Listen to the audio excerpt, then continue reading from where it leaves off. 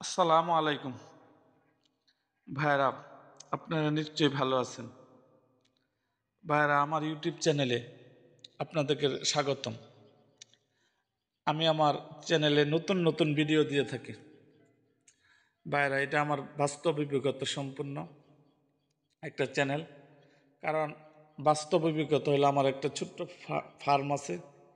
এই ফার্মে থেকে আমার আসলে আমার এই ভিডিওগুলো করা নিজের অভিজ্ঞতা থেকে।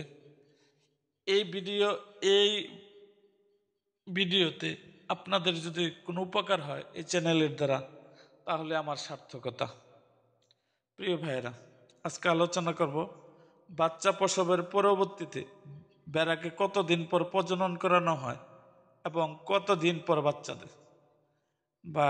বেড়াকে 2-3 মাস পরে একটা বেড়া বাচ্চা দিল, তার 2-3 মাস পরে, কোনো কোনো ক্ষেত্রে 6-7 মাস পরে প্রজনন করানো হয়।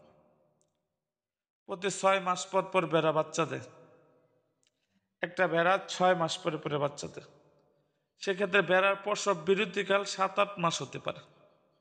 ভাইয়ের আমার, 2 বছরে 14, মানুষ বলে 12 মাসে, না ভাইয়া, 12 মাসে না, 14-15 মাসে বেড়া 2বার বাচ্চা দেয়।